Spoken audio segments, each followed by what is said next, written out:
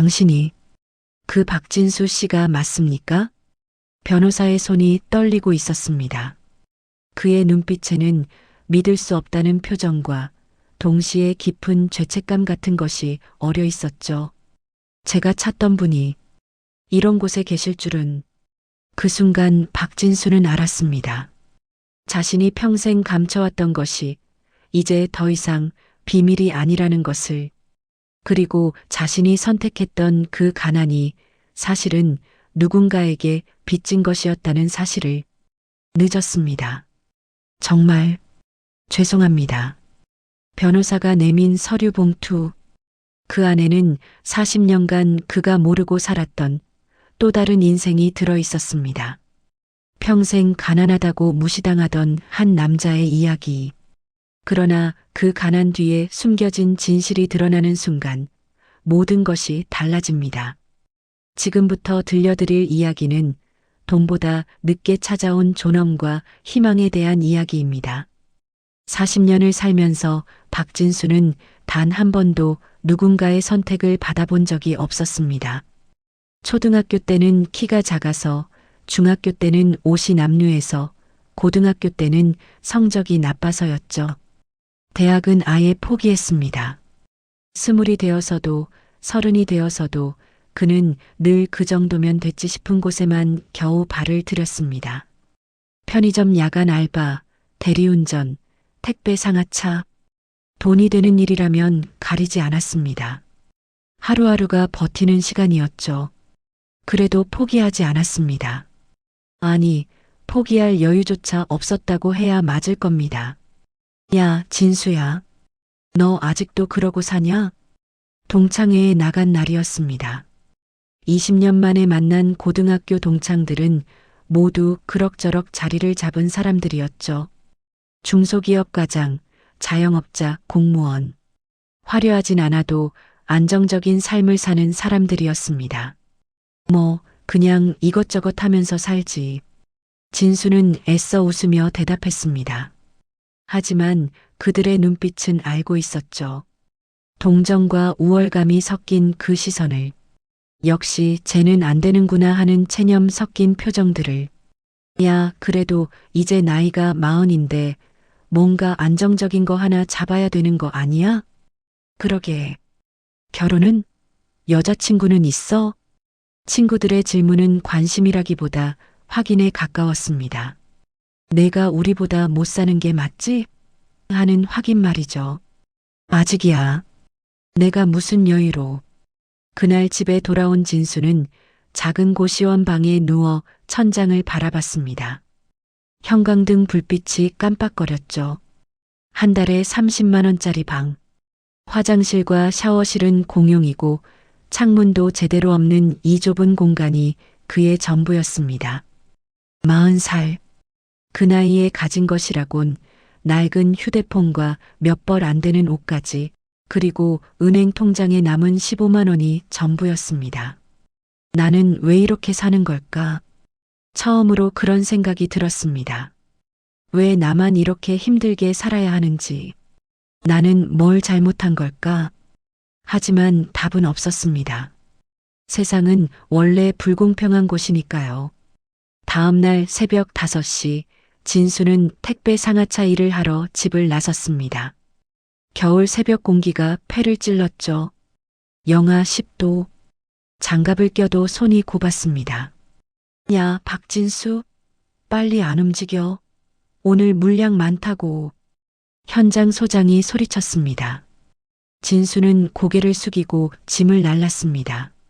한 상자에 200원. 오늘 목표는 500상자.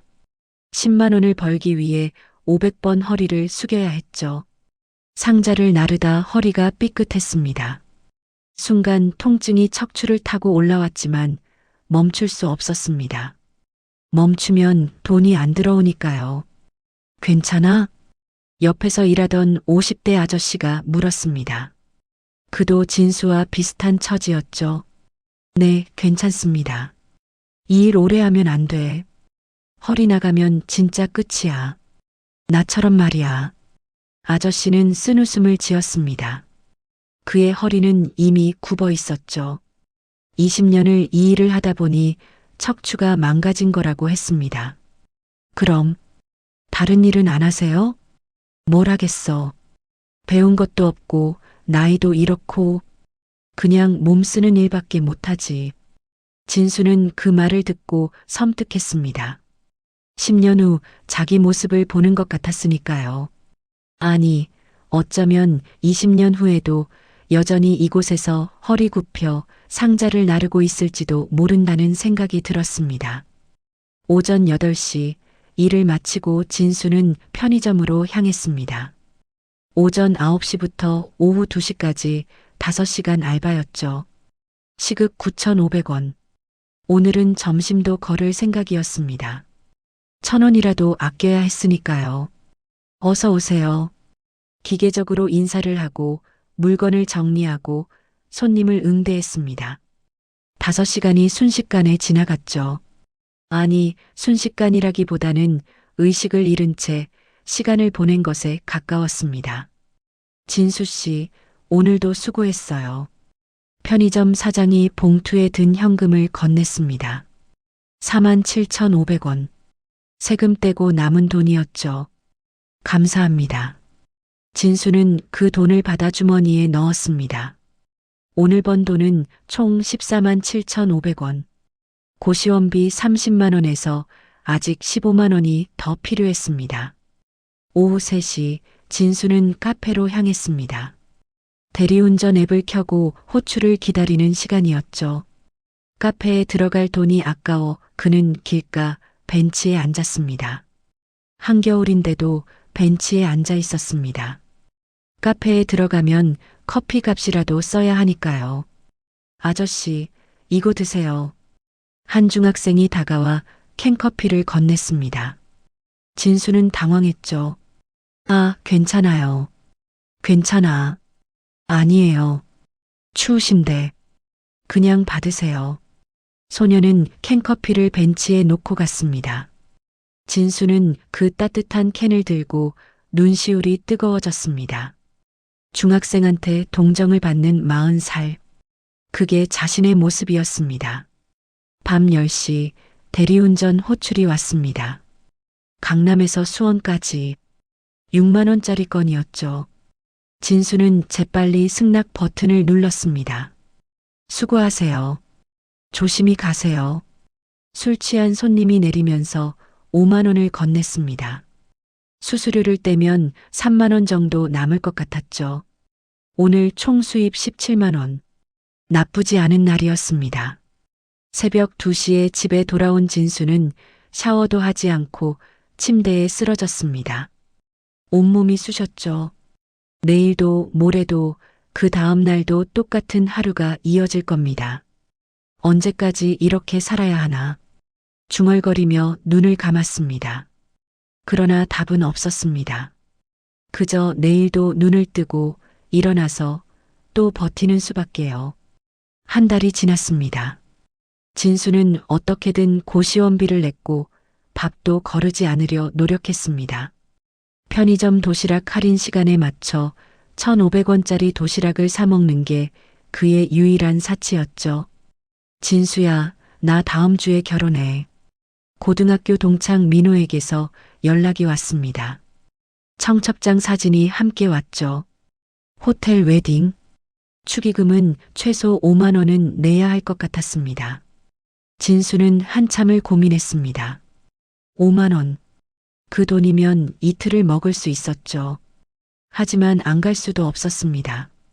그나마 연락하고 지내는 몇 안 되는 친구였으니까요. 결혼식 날 진수는 10만 원을 봉투에 넣었습니다.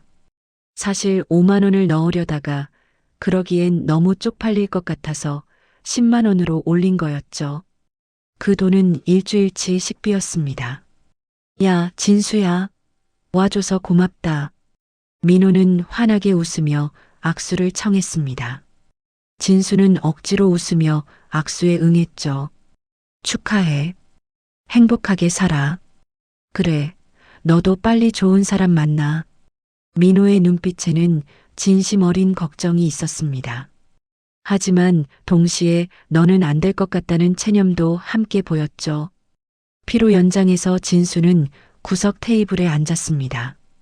다른 하객들은 모두 단체로 와서 떠들썩했지만 진수는 혼자였습니다. 누구와 얘기할 용기도 여유도 없었죠. 저기, 혹시 진수 씨 맞으세요? 한 여자가 다가왔습니다. 진수는 고개를 들었죠. 낯익은 얼굴이었습니다. 아, 수진이? 고등학교 때 같은 반이었던 김수진이었습니다. 그녀는 예전보다 훨씬 세련돼 보였죠. 맞아요. 오랜만이에요. 그러게. 잘 지냈어? 네, 뭐. 그럭저럭요. 진수 씨는요? 진수는 잠시 말을 잃었습니다. 뭐라고 대답해야 할까요? 나는 하루에 3개 알바 뛰면서 간신히 살아라고 말할 순 없었죠. 나도 그냥 이것저것 하면서 지내. 아, 그렇구나. 진수 씨 옛날에 공부 잘했잖아요. 대학은 어디 갔어요? 그 질문에 진수는 또 한 번 얼어붙었습니다. 나 대학은 안 갔어. 아, 수진의 표정이 미묘하게 변했습니다. 그녀는 더 이상 질문하지 않았죠. 어색한 침묵이 흘렀습니다. 그럼 저는 친구들이 있어서 나중에 봬요. 수지는 재빨리 자리를 떴습니다. 진수는 혼자 남았죠. 음식을 먹는 둥 마는 둥 하다가 일찍 자리를 떴습니다. 집으로 돌아오는 지하철 안에서 진수는 생각했습니다. 나는 왜 이렇게 됐을까? 고등학교 때까지만 해도 성적이 나쁘지 않았는데 왜 대학을 포기했을까? 아니, 포기한 게 아니라 갈 수가 없었지. 고등학교 3학년 때 할머니가 쓰러지셨습니다. 진수를 키워주신 외할머니였죠. 부모님은 그가 5살 때 교통사고로 돌아가셨고 이후 할머니 손에서 자랐습니다. 진수야, 미안하다. 할매가 아파서 내가 대학 가는 거 못 도와줘서. 병원 침대에 누워 계신 할머니는 눈물을 흘리셨습니다. 진수는 고개를 저었죠. 아니에요, 할머니. 전 괜찮아요. 대학 안 가도 돼요. 아니다. 넌 머리 좋은 아이야. 공부 계속했으면 서울대도 갈 수 있었는데. 할머니는 자책하셨지만 진수는 정말 괜찮았습니다. 아니, 괜찮다고 스스로를 다독였죠. 할머니를 위해, 그리고 자신을 위해. 하지만 그 선택의 대가는 컸습니다. 대학을 가지 않자 선택지가 급격히 줄었죠. 좋은 직장은 물론이고 평범한 직장도 들어가기 어려웠습니다. 결국 일용직과 알바를 전전하게 됐죠. 할머니는 2년 후 돌아가셨습니다. 그날 진수는 처음으로 세상에 혼자가 됐습니다. 22살. 돈도 없고 학벌도 없고 의지할 사람도 없는 청년이 됐죠. 그로부터 18년이 흘렀습니다. 진수는 여전히 혼자였고 여전히 가난했고 여전히 하루하루를 버티며 살았습니다. 이게 내 인생인가? 지하철 창밖을 바라보며 중얼거렸습니다. 어둠 속을 달리는 지하철처럼 그의 인생도 어둠 속을 달리고 있는 것 같았습니다. 언제쯤 밝은 곳에 도착할 수 있을까요? 그날도 평범한 하루였습니다. 새벽 5시에 일어나 택배 상하차를 하고 오전 9시부터 편의점 알바를 했죠. 점심은 1,000원짜리 컵라면으로 때웠습니다. 오후에는 대리운전 호출을 기다렸고요. 그런데 저녁 6시쯤 낯선 번호로 전화가 왔습니다. 여보세요? 박진수 씨 맞으십니까? 정중한 목소리였습니다. 남자 목소리였죠. 네, 맞는데요. 누구시죠? 저는 한빛 법률사무소의 변호사 정민준이라고 합니다. 박진수 씨께 중요한 얘기가 있어서 연락드렸습니다. 변호사? 진수는 당황했습니다. 자신과 변호사가 무슨 연관이 있을까요? 무슨 일로 연락하신 건지 전화로는 말씀드리기 어렵습니다. 직접 만나 뵙고 말씀드리고 싶은데 내일 시간 괜찮으십니까? 내일이요? 진수는 스케줄을 떠올렸습니다. 내일은 편의점 알바가 없는 날이었죠. 택배 일만 끝내면 오후는 비었습니다. 오후 2시는 어떠세요? 좋습니다. 그럼 저희 사무실로 오실 수 있으십니까? 주소는? 진수는 주소를 받아 적었습니다. 강남이었죠. 대체 무슨 일일까요? 혹시 사기는 아닐까? 하지만 법률사무소라면 찾아보면 알 수 있을 겁니다. 그날 밤 진수는 인터넷으로 한빛 법률사무소를 검색했습니다. 실제로 존재하는 곳이었죠. 대형 로펌은 아니지만 제법 규모가 있는 사무소였습니다. 도대체 뭘까? 잠을 이루지 못했습니다. 기대와 불안이 교차했죠. 혹시 좋은 일일까? 아니면 누군가 자신을 고소한 걸까? 하지만 고소당할 일도 없었습니다. 다음 날 진수는 택배 일을 서둘러 끝내고 강남으로 향했습니다. 지하철 요금이 아까웠지만 어쩔 수 없었죠. 법률사무소는 강남역 근처 빌딩 15층에 있었습니다. 깔끔한 인테리어의 로비였죠.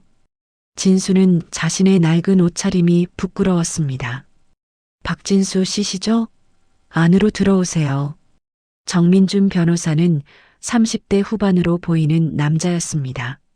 단정한 정장 차림의 지적인 인상이었죠. 앉으세요. 진수는 소파에 앉았습니다. 변호사는 마주 앉으며 서류 봉투 하나를 꺼냈습니다. 박진수 씨, 혹시 박영호 씨를 아십니까? 박영호요? 진수는 고개를 가웃했습니다. 낯선 이름이었죠. 모르는데요. 박영호 씨는 박진수 씨의 아버지이신 박정훈 씨의 사촌 형님이십니다. 아버지 사촌? 그런 분이 계셨나요? 진수는 정말 몰랐습니다. 아버지는 그가 5살 때 돌아가셨고 친척들과는 거의 연락이 끊겼죠. 할머니도 아버지 쪽 친척들에 대해선 별로 말씀하지 않으셨습니다. 박영호 씨께서 1달 전에 돌아가셨습니다. 아, 그런데 박영호 씨께서 유언을 남기셨습니다. 박진수 씨를 찾아달라고요. 진수는 믿기지 않았습니다. 만난 적도 없는 사람이 자신을 찾았다니. 저를요? 왜요? 유산을 남기셨습니다. 유산이요? 변호사는 서류를 꺼냈습니다. 유언장이었죠. 박영호 씨는 평생 독신으로 사셨습니다. 자식도 배우자도 없으셨죠. 그래서 조카인 박진수 씨에게 전 재산을 물려주신다고 하셨습니다. 진수는 머리가 하얘졌습니다. 이게 무슨 소리일까요? 잠깐만요. 저는 그분을 만난 적도 없는데요. 왜 저한테? 박영호 씨는 박진수 씨의 아버지와 어릴 적 친하게 지내셨다고 합니다. 하지만 사업 문제로 사이가 틀어졌고 그 이후론 연락이 끊겼죠. 박진수 씨의 아버지께서 돌아가셨다는 소식은 나중에 들으셨고 그때 이미 박진수 씨는 외할머니 손에서 자라고 계셨습니다. 그래서요? 박영호 씨는 평생 그 일을 후회하셨다고 합니다. 조카인 박진수 씨를 돌보지 못한 것을요. 그래서 유언으로 전 재산을 박진수 씨에게 물려주기로 하셨습니다. 진수는 멍하니 앉아 있었습니다. 현실감이 없었죠. 그런데 얼마나 되는데요? 변호사는 잠시 망설이다가 답했습니다. 강남의 아파트 한 채, 그리고 예금 약 3억 원입니다. 뭐라고요? 진수는 귀를 의심했습니다. 강남 아파트와 3억? 그게 사실이라면 총 금액은 아파트 시세가 약 20억 원 정도 됩니다. 그러니 총 약 23억 원 정도 되는 재산입니다. 23억. 진수는 말을 잇지 못했습니다. 23억. 그 돈이면 평생 일하지 않아도 살 수 있는 돈이었죠. 하지만 변호사가 말을 이었습니다. 조건이 있습니다. 조건이요? 네. 박영호 씨께서 유언의 조건을 다셨습니다. 변호사는 다른 서류를 내었습니다. 박진수 씨께서 이 유산을 받으시려면 6개월 동안 박영호 씨께서 하시던 일을 대신해야 합니다. 무슨 일인데요? 박영호 씨는 무료 급식소를 운영하셨습니다. 홀로 사시면서 노숙자와 어려운 이웃들에게 무료로 식사를 제공하는 일을 하셨죠. 박진수 씨께서 6개월 동안 그 급식소를 운영하시면 유산을 받으실 수 있습니다. 6개월 동안요? 네. 매일 점심과 저녁 하루 두 끼를 제공하셔야 합니다. 물론 직접 요리하실 필요는 없습니다.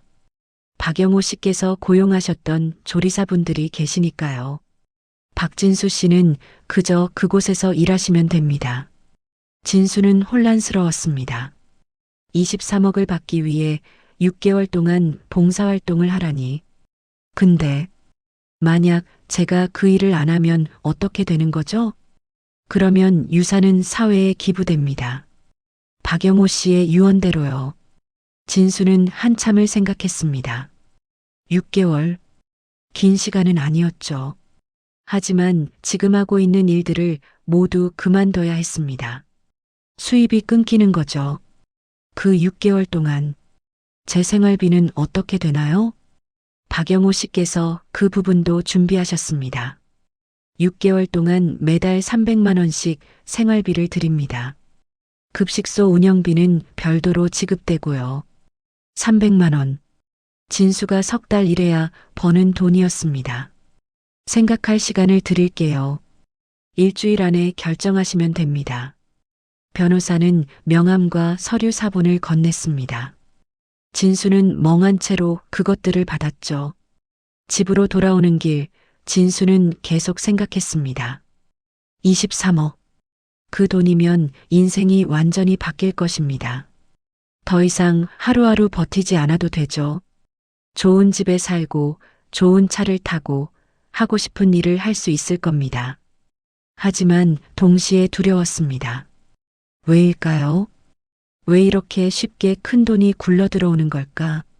뭔가 함정이 있는 건 아닐까? 그날 밤 진수는 인터넷으로 무료 급식소에 대해 검색했습니다. 박영우가 운영하던 희망의 집이라는 곳이었죠. 서울 변두리에 위치한 작은 급식소였습니다. 뉴스 기사도 몇 개 있었습니다. 평생 독신으로 살며 어려운 이웃 도운 박영호 씨 별세라는 제목의 기사도 보였죠. 사진 속 박영호는 70대 노인이었습니다. 온화한 미소를 짓고 있었죠. 이분이 내 큰아버지. 진수는 묘한 감정이 들었습니다. 만난 적도 없는 사람인데 왜인지 가슴이 먹먹했죠. 일주일 내내 고민했습니다. 택배 일을 하면서도 편의점 알바를 하면서도 대리운전을 하면서도 그 생각뿐이었습니다. 6개월. 그 기간만 버티면 인생이 바뀝니다. 하지만 동시에 그 6개월이 너무 길게 느껴졌죠. 지금 당장 돈이 필요한데 6개월을 기다릴 수 있을까? 일주일 후 진수는 결정을 내렸습니다. 하겠습니다. 전화로 변호사에게 말했습니다. 좋은 선택하셨습니다. 내일 다시 사무실로 와주시겠습니까? 계약서를 작성해야 합니다. 다음 날 진수는 계약서에 서명했습니다. 6개월 동안 희망의 집을 운영하고 그 대가로 유산을 받는다는 내용이었죠. 그럼 다음 주 월요일부터 시작하시면 됩니다. 주소와 연락처는 여기 적혀 있습니다. 기존 직원분들께 미리 연락드리겠습니다. 진수는 고개를 끄덕였습니다. 이제 돌아갈 수 없는 다리를 건넌 것 같았죠. 주말 동안 진수는 지금 하던 일들을 정리했습니다. 택배 소장에게 그만둔다고 했고 편의점 사장에게도 말했죠. 대리운전은 앱만 삭제하면 됐습니다. 야, 진수야. 갑자기 왜 다른 데 취직했어? 편의점 사장이 물었습니다. 네, 뭐 그런 거 비슷한 거요. 그래, 잘 됐네. 여기서 계속 알바만 하긴 그렇지. 잘 되라. 사장은 진심으로 축하해 줬습니다. 진수는 고맙다고 인사했죠. 월요일 아침 진수는 희망의 집으로 향했습니다. 지하철을 2번 갈아타고 버스도 타야 하는 곳이었죠. 외곽이라 집세가 싼 동네였습니다. 작은 2층 건물이었습니다. 1층은 식당이고 2층은 사무실과 창고였죠. 낡았지만 깨끗하게 관리된 곳이었습니다. 안녕하세요. 박진수 씨시죠? 문을 열고 들어가자 한 아주머니가 반겼습니다. 50대 초반으로 보였죠. 네, 안녕하세요. 저는 김영숙이라고 해요. 여기서 5년째 일하고 있어요. 주방장이에요. 아, 안녕하세요. 이쪽은 이동건 씨, 홀 담당이고요. 젊은 남자가 인사했습니다. 20대 후반으로 보였죠. 안녕하세요. 그리고 이쪽은 자원봉사자분들이에요. 매일 오시는 건 아니고 돌아가면서 오세요. 몇몇 사람들이 인사를 건넸습니다. 모두 따뜻한 표정들이었죠. 박 선생님 얘기 많이 들었어요. 영호 선생님 조카분이시라고요. 영숙 씨가 말했습니다. 네, 그런데 저는 사실 큰아버지를 만난 적이 없어서 알아요. 영호 선생님한테 들었어요. 그래도 가족이니까 이렇게라도 연을 이으신 거겠죠. 영숙 씨는 웃으며 주방으로 안내했습니다. 여긴 주방이에요. 점심은 11시 반부터 1시까지, 저녁은 5시 반부터 7시까지 운영해요. 하루에 보통 100명 정도 오세요. 100명이요? 네. 노숙자분들도 오시고, 독거노인분들도 오시고, 어려운 가정분들도 오세요. 누구든 오시면 밥 드려요. 그게 영호 선생님 원칙이었어요. 진수는 주방을 둘러봤습니다. 큰 솥이 3개 있었고 냉장고와 식자재가 가득했죠.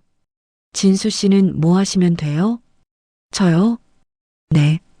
주방 일은 저희가 할게요. 진수 씨는 홀에서 손님들 맞이하시고 배식 도와주시고 설거지 같은 거 도와주시면 돼요. 그리고 가끔 장 보러 가실 때 같이 가주시면 좋고요. 아, 네. 그 정도면 할 수 있을 것 같아요. 어렵지 않아요. 천천히 배우시면 돼요. 영숙 씨는 친절하게 설명해 줬습니다. 진수는 마음이 조금 놓였죠. 점심시간이 되자 사람들이 하나둘 들어오기 시작했습니다. 할아버지, 할머니, 중년 남자, 젊은 여자. 정말 다양한 사람들이었죠. 어서 오세요. 동건 씨가 밝게 인사했습니다. 진수도 따라 인사했죠. 오늘 메뉴는 김치찌개랑 생선구이예요. 반찬은 셀프로 가져가세요. 사람들은 줄을 서서 차례를 기다렸습니다. 진수는 밥을 퍼주는 역할을 맡았죠. 감사합니다. 잘 먹겠습니다. 사람들은 고맙다는 인사를 했습니다. 진수는 그들의 눈빛을 보며 묘한 감정을 느꼈죠. 이들도 자신처럼 하루하루 버티며 사는 사람들이었습니다. 한 할아버지가 진수를 빤히 쳐다봤습니다. 젊은이, 여기 처음 보는 얼굴인데? 네, 오늘부터 일하게 됐습니다. 그래, 좋은 일 하는구먼. 영호 씨는 어디 갔어? 진수는 잠시 망설였습니다. 어떻게 말해야 할까요? 영호 씨는 돌아가셨습니다. 뭐? 할아버지의 얼굴이 굳었습니다. 주변에 있던 사람들도 놀란 표정을 지었죠. 언제? 왜 아무 말도 없었어? 1달 전입니다. 갑작스럽게. 아이고. 할아버지는 한숨을 쉬었습니다. 눈시울이 붉어졌죠. 좋은 사람이었는데. 참 좋은 사람이었어. 다른 사람들도 슬픈 표정을 지었습니다. 진수는 그들의 슬픔을 보며 가슴이 아팠죠. 자신이 만나지도 못한 큰아버지가 이렇게 많은 사람들에게 사랑받았다는 걸 알았습니다. 점심 배식이 끝나고 진수는 설거지를 도왔습니다. 100명분의 그릇이었죠. 손이 퉁퉁 불었습니다. 힘들죠? 처음엔 다 그래요. 영숙 씨가 웃으며 말했습니다. 괜찮습니다. 진수 씨, 점심 드세요. 우리도 똑같이 먹어요. 함께 김치찌개와 생선구이를 먹었습니다. 맛있었죠. 진수는 오랜만에 따뜻한 밥을 제대로 먹는 기분이었습니다. 영호 선생님이 돌아가셨다는 소식 듣고 다들 슬퍼하실 거예요. 영숙 씨가 말했습니다. 많이 좋아하셨나 봐요. 좋아하시는 정도가 아니에요. 영호 선생님은 어떻게 말하면 좋을까? 이 동네 사람들한테는 마지막 희망 같은 분이셨어요. 마지막 희망이요? 네. 여기 오시는 분들 대부분 갈 곳이 없는 분들이에요. 가족한테도 버림받고 사회에서도 외면당한 분들. 그런 분들한테 영호 선생님은 유일하게 따뜻하게 대해주는 사람이었어요.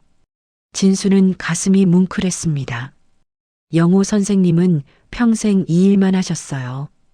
젊었을 때 사업으로 돈을 많이 버셨대요. 그런데 어느 날 노숙자 한 분이 길에서 굶어 죽는 걸 보시고 그때부터 이 일을 시작하셨대요. 20년 넘게요. 20년이요? 네. 혼자 사시면서 이 일만 하셨어요. 결혼도 안 하시고 자식도 안 만드시고 그냥 이 사람들을 위해 사셨어요. 진수는 말을 잇지 못했습니다. 20년. 그 긴 시간을 혼자서 이 일을 했다니. 그래서 진수 씨가 오신다고 했을 때 다들 걱정했어요. 영호 선생님 같은 분이 또 나타날 수 있을까 하고요. 저는 그런 사람이 아닌데요. 알아요. 누구도 영호 선생님을 대신할 순 없어요. 하지만 진수 씨가 여기 계신다는 것만으로도 큰 의미가 있어요. 이 집이 계속 유지된다는 거니까요. 진수는 고개를 끄덕였습니다. 갑자기 어깨가 무거워지는 것 같았죠. 저녁 배식도 마찬가지였습니다. 100명이 넘는 사람들이 왔고 진수는 정신없이 일했습니다. 밤 8시가 되어서야 모든 일이 끝났죠. 오늘 수고하셨어요. 내일 또 봐요. 영숙 씨와 동건 씨가 먼저 퇴근했습니다. 진수는 혼자 남아 정리를 마저 했죠. 텅 빈 식당을 바라봤습니다. 몇 시간 전까지만 해도 사람들로 가득했던 곳. 그들의 웃음소리와 수저소리가 아직 귓가에 맴도는 것 같았습니다. 진수는 2층으로 올라갔습니다. 사무실에는 큰아버지의 사진이 걸려 있었죠. 온화한 미소를 짓고 있는 노인의 모습. 큰아버지. 처음으로 그렇게 불러봤습니다. 만난 적도 없는 사람이지만 이제는 조금 가깝게 느껴졌죠. 왜? 저한테 이 일을 맡기신 거예요? 대답은 없었습니다. 하지만 진수는 알 것 같았습니다. 큰아버지는 자신에게 돈만 주고 싶었던 게 아니었죠. 뭔가 더 중요한 것을 전해주고 싶었던 겁니다. 그날 밤 고시원으로 돌아온 진수는 녹초가 되어 잠들었습니다. 온몸이 쑤셨지만 이상하게 마음은 편했죠. 오랜만에 뭔가 의미 있는 일을 한 것 같았습니다. 한 달이 지났습니다. 진수는 희망의 집 일에 익숙해졌습니다. 매일 아침 일찍 나가서 준비를 하고 점심과 저녁을 배식했죠. 설거지도 하고 청소도 하고 장도 보러 갔습니다. 처음엔 힘들었지만 이제는 할만했습니다. 무엇보다 사람들이 좋아졌죠. 매일 오는 단골 손님들과도 친해졌습니다. 진수야, 오늘도 왔네. 박할아버지는 매일 점심에 오는 단골이었습니다. 80대 노인이었죠. 혼자 사시는 독거노인이었습니다. 할아버지, 오늘 컨디션은 어때세요? 그럭저럭이지 뭐. 늙으면 다 아픈 거야. 할아버지는 투덜거리면서도 밥을 잘 드셨습니다. 할아버지, 영호 선생님이랑 친하셨어요? 친하다 마다. 내 은인이지. 은인이요? 그래. 내가 길에서 죽을 뻔했을 때 영호가 구해줬어. 15년 전 겨울이었지. 박할아버지는 과거를 회상했습니다. 그때 난 돈도 없고 갈 곳도 없었어. 다리 밑에서 자고 있었는데 너무 추워서 얼어 죽는 줄 알았지. 그때 영우가 나타나서 여기로 데려왔어. 따뜻한 밥 주고 옷도 주고 쉴 곳도 마련해줬지. 그렇구나. 영우는 나한테만 그런 게 아니야. 여기 오는 사람들 절반 이상이 영우한테 신세진 사람들이야. 다들 마지막에 영우를 만났지. 진수는 가슴이 뭉클했습니다. 큰아버지가 이렇게 많은 사람들을 도왔다니. 할아버지, 영우 선생님은 어떤 분이셨어요? 글쎄, 어떻게 말하면 좋을까? 영우는 말이 별로 없었어. 그냥 묵묵히 일만 했지. 하지만 누구보다 따뜻한 사람이었어. 사람을 대할 때 차별이 없었거든. 박할아버지는 눈시울을 붉혔습니다. 우리 같은 사람들은 어디 가도 무시당하잖아. 노숙자라고 거지라고. 하지만 영우는 달랐어. 우리를 사람으로 대해줬어. 그게 얼마나 고마운지 몰라. 진수는 고개를 끄덕였습니다. 그 마음을 알 것 같았죠. 자신도 평생 무시당하며 살았으니까요. 어느 날 영숙 씨가 진수를 2층 사무실로 불렀습니다. 진수 씨, 영우 선생님 물건들 정리해야 할 것 같아요. 변호사 선생님이 정리하라고 하셨어요. 네, 알겠습니다. 사무실에는 큰아버지의 물건들이 그대로 있었습니다. 책상, 의자, 서류함, 그리고 낡은 수첩들. 진수는 서류함을 열었습니다. 급식소 운영 관련 서류들이 가득했죠. 영수증, 장부, 기부금 내역서. 이렇게 꼼꼼하게 기록하셨네. 모든 지출이 기록돼 있었습니다. 쌀 구입비, 반찬 재료비, 전기세, 수도세. 한 푼도 허투루 쓰지 않으셨다는 걸 알 수 있었죠. 그때 낡은 수첩 하나가 눈에 띄었습니다. 일기장 같았죠. 진수는 조심스럽게 펼쳤습니다. 첫 페이지에는 이렇게 적혀 있었습니다. 1998년 3월 5일. 오늘 이 일을 시작한다. 동생 정훈이에게 미안한 마음을 조금이라도 갚기 위해. 진수는 가슴이 철렁했습니다. 아버지 이름이 나왔죠. 계속 읽었습니다. 정훈이와 싸운 게 벌써 10년 전이다. 사업 때문에 다툰 것이 이렇게 오래 갈 줄 몰랐다. 내 잘못이 컸다. 내가 욕심을 부린 탓이다. 정훈이가 교통사고로 세상을 떠났다는 소식을 들었다. 가슴이 무너졌다. 화해도 못하고 보낸 것이 너무 후회된다. 장례식에 가고 싶었지만 갈 용기가 없었다. 정훈이의 아들 진수가 외할머니 손에 자라고 있다고 한다. 찾아가고 싶지만 그럴 자격이 없다. 다만 멀리서라도 지켜보고 싶다. 진수는 손이 떨렸습니다. 큰아버지가 자신을 알고 있었다니. 다음 페이지를 넘겼습니다. 1999년 11월 20일. 진수가 초등학교에 들어갔다고 한다. 멀리서 지켜봤다. 작고 야윈 아이였다. 정훈이를 닮았다. 2005년 3월 2일. 진수의 할머니가 병원에 입원하셨다고 한다. 병원비를 익명으로 보냈다. 받아주실지 모르겠지만 2007년 12월 15일. 진수가 대학 진학을 포기했다고 한다. 가슴이 아프다. 내가 도와줄 수 있었는데. 하지만 나타날 용기가 없다. 진수는 눈물이 났습니다. 큰아버지가 평생 자신을 지켜보고 계셨다니. 2010년 5월 3일. 진수의 할머니께서 돌아가셨다. 장례식에 몰래 다녀왔다. 진수의 눈물을 봤다. 혼자가 된 진수가 너무 걱정된다. 2015년 8월 10일. 진수가 여전히 힘들게 살고 있다. 여러 알바를 전전하며 간신히 생활하고 있다고 한다. 도와주고 싶지만 이제 와서 나타날 수도 없다. 2020년 1월 1일. 새해다. 나도 이제 70이다. 얼마 남지 않은 것 같다. 죽기 전에 진수에게 뭔가 남겨주고 싶다. 단순히 돈만이 아니라 더 중요한 것을. 이 급식소를 진수에게 맡기기로 했다. 6개월 동안 여기서 일하면서 진수가 뭔가 깨닫길 바란다. 돈보다 중요한 것이 있다는 것을, 사람의 존엄과 희망에 대해서. 진수는 수첩을 덮었습니다. 눈물이 멈추지 않았죠. 큰아버지는 평생 자신을 지켜봤습니다. 멀리서 조용히. 도와주고 싶었지만 용기가 없어서 그러지 못했죠.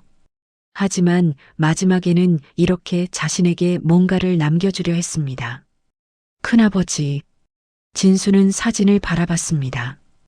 이제야 그 온화한 미소의 의미를 알 것 같았습니다.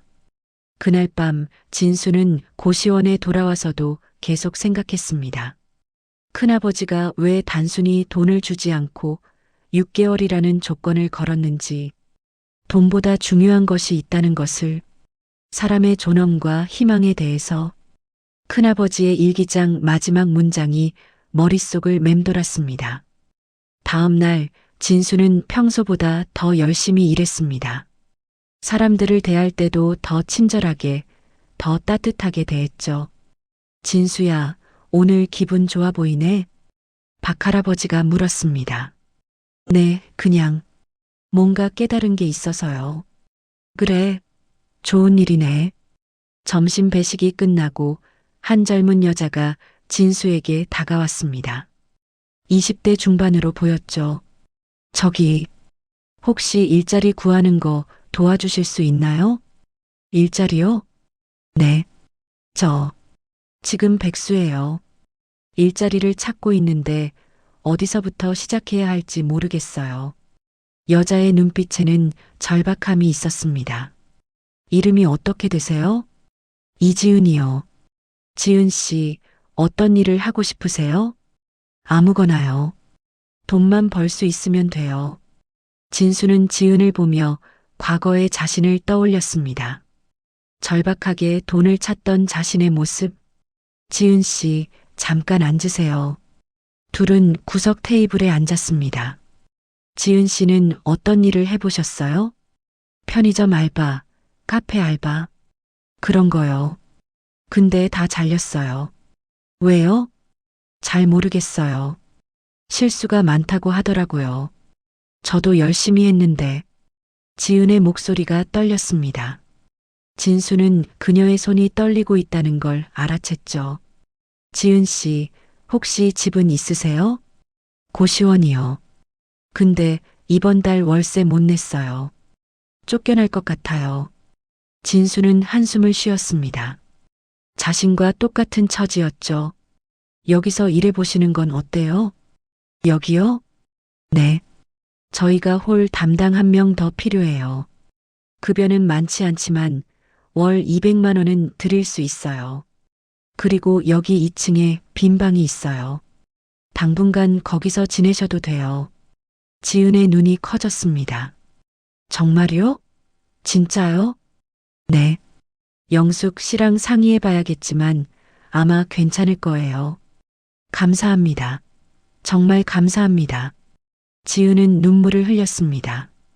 진수는 그녀의 어깨를 가볍게 두드렸죠. 괜찮아요. 우리 모두 힘든 시기가 있으니까요. 영숙 씨는 흔쾌히 동의했습니다. 지은은 그날부터 희망의 집에서 일하기 시작했죠. 진수 씨, 고마워요. 정말로요. 지은은 진심으로 고마워했습니다. 진수는 웃으며 대답했죠. 천만에요. 서로 돕고 사는 거죠. 그날 저녁 진수는 큰아버지의 사진 앞에 섰습니다. 큰아버지, 이해할 것 같아요. 왜 이 일을 제게 맡기셨는지.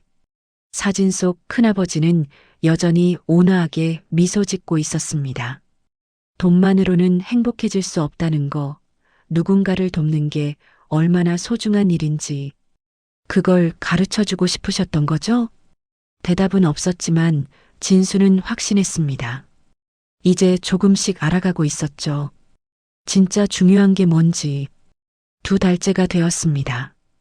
희망의 집은 진수에게 단순한 일터가 아니었습니다. 배움의 공간이었죠. 매일 새로운 사람들을 만나고 그들의 이야기를 들으며 진수는 성장했습니다. 진수야, 오늘 생일이래? 어느 날 영숙 씨가 물었습니다. 네, 어떻게 아셨어요? 영호 선생님 서류에 적혀 있더라. 생일 축하해. 영숙 씨는 작은 케이크를 내왔습니다. 손님들도 모여들었죠. 생일 축하합니다. 모두가 노래를 불러줬습니다. 진수는 눈물이 날 것 같았죠. 41살 생일을 이렇게 축하받은 건 처음이었습니다. 소원 빌어. 박할아버지가 말했습니다. 진수는 눈을 감고 소원을 빌었죠. 모두가 행복했으면 좋겠습니다. 촛불을 끄자 박수 소리가 터졌습니다. 진수는 환하게 웃었습니다. 가난했지만 외로웠지만 이 순간만큼은 세상에서 가장 행복한 사람 같았죠. 어느 날 한 중년 남자가 희망의 집을 찾아왔습니다. 말끔한 정장 차림이었죠. 손님처럼 보이지 않았습니다. 혹시 박진수 씨 계십니까? 제가 박진수인데요. 안녕하세요. 저는 서울시 사회복지과 김민수 주무관입니다. 남자는 명함을 건넸습니다. 무슨 일로 오셨나요? 희망의 집에 대해 조사하러 왔습니다. 보조금 지원 관련해서요. 보조금이요? 네. 박영호 선생님이 생전에 신청하셨던 건데 이제 심사가 끝나서 통보하러 왔습니다. 김 주무관은 서류를 꺼냈습니다. 심사 결과 희망의 집은 연간 3천만 원의 보조금을 받으실 수 있습니다. 축하드립니다. 정말요? 네. 영호 선생님이 20년 넘게 해오신 활동을 인정받으신 겁니다. 이제 운영이 좀 더 수월해지실 거예요. 진수는 기뻤습니다. 이제 더 많은 사람들을 도울 수 있게 됐죠. 감사합니다. 천만에요. 계속 좋은 일 해주세요. 김 주무관이 떠난 후 영숙 씨가 말했습니다. 영호 선생님이 돌아가시기 전에 마지막으로 하신 일이 바로 저 보조금 신청이었어요. 그랬군요. 네. 본인은 못 받더라도 이 집이 계속 유지되길 바라셨던 거죠. 진수는 또 한 번 큰아버지의 깊은 뜻을 이해했습니다. 모든 게 계획된 것이었죠.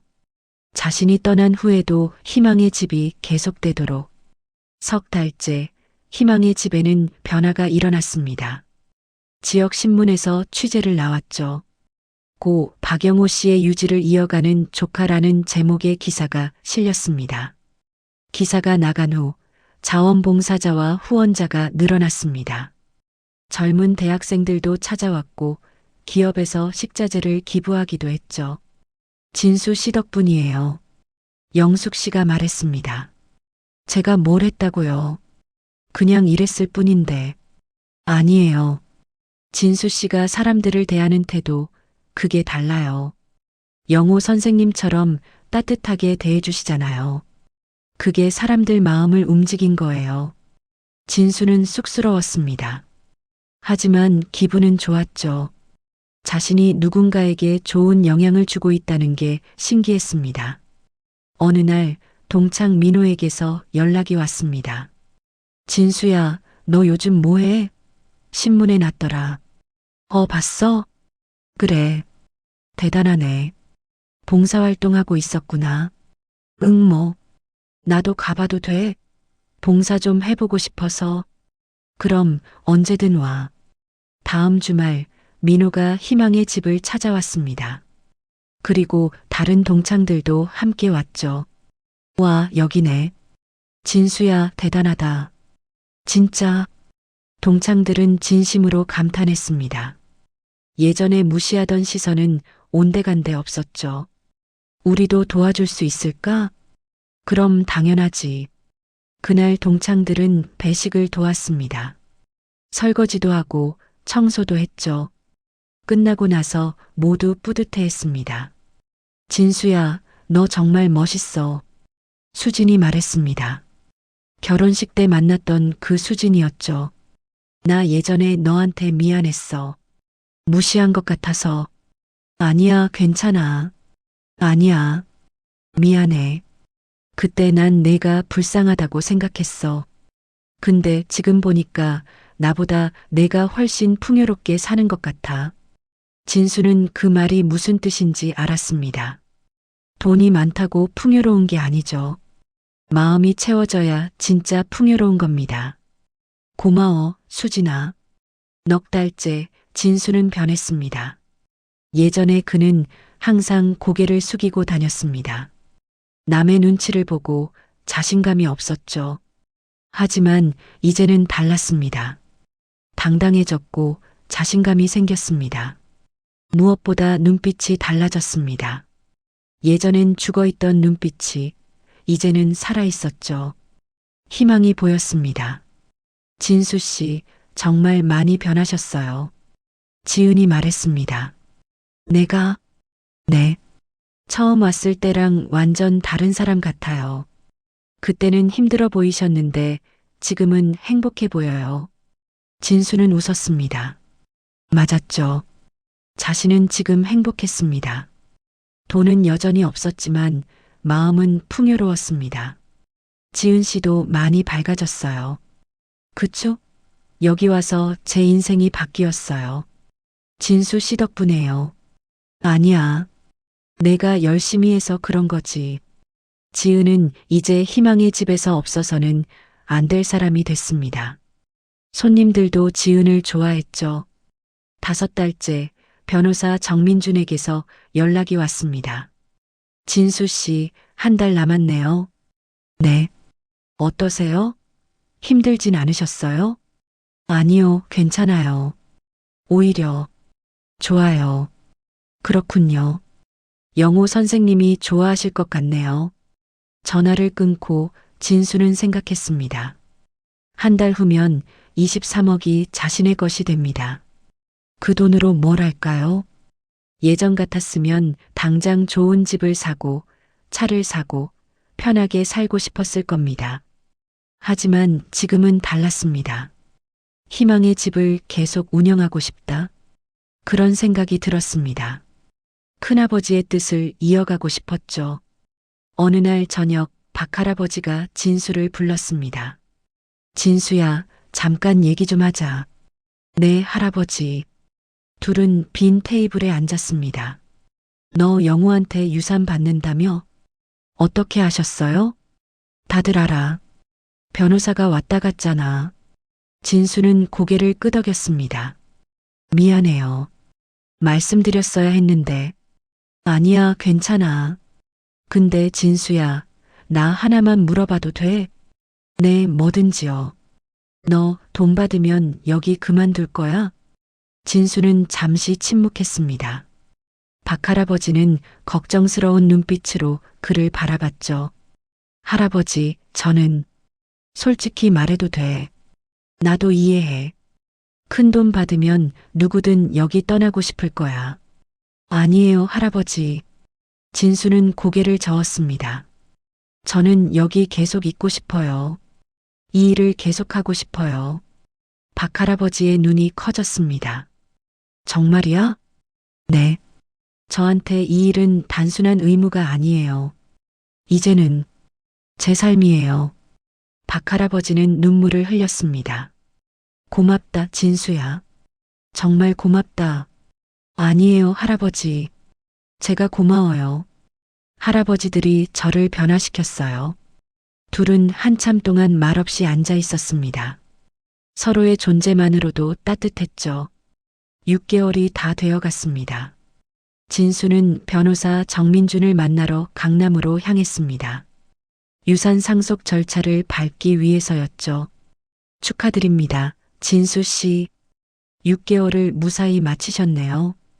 감사합니다. 이제 서류에 서명만 하시면 모든 게 끝납니다.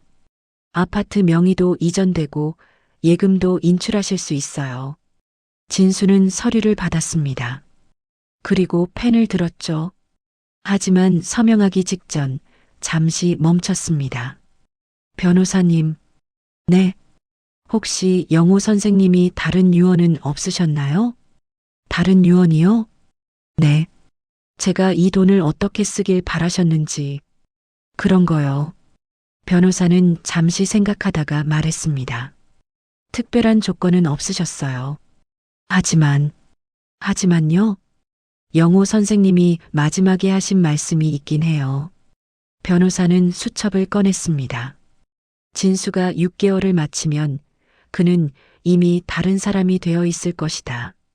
그리고 스스로 옳은 선택을 할 것이다.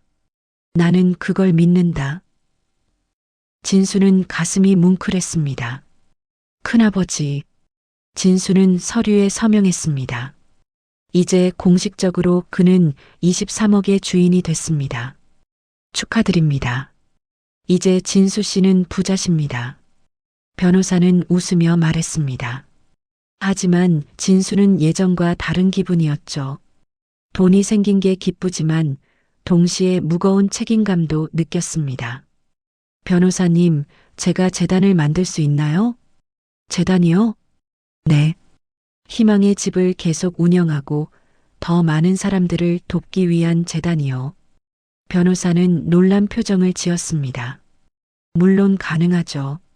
하지만 재단을 만들면 돈이 많이 들어가는데요. 괜찮아요. 전 많이 필요 없어요. 진수는 결심했습니다. 23억 중 20억을 재단에 기부하기로요. 3억만 자신이 갖기로 했습니다. 정말 그러시겠어요? 네. 이게 큰아버지가 원하시던 거예요. 그리고 제가 원하는 것이기도 하고요. 변호사는 감동받은 표정을 지었습니다. 알겠습니다. 제가 도와드리겠습니다. 한 달 후 희망재단이 설립됐습니다. 20억의 기금으로 만들어진 재단이었죠. 재단의 목적은 명확했습니다. 가난하고 어려운 사람들을 돕는 것. 재단 설립 기자회견이 열렸습니다. 많은 기자들이 왔죠. 박진수 대표님, 20억이라는 거액을 기부하신 이유가 뭡니까? 제 큰아버지 박영호의 뜻을 이어가고 싶었습니다. 그분은 평생 어려운 이웃을 도우며 사셨어요. 저도 그렇게 살고 싶습니다. 본인도 어려운 형편이셨다고 들었는데 맞습니까? 네. 저는 평생 가난하게 살았습니다. 하루하루 버티며 살았죠.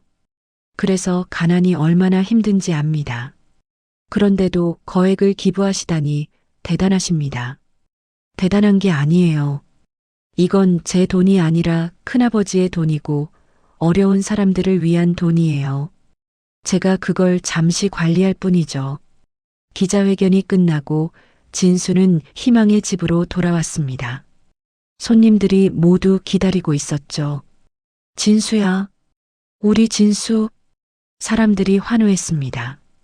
박할아버지가 앞으로 나왔죠. 진수야, 자랑스럽다.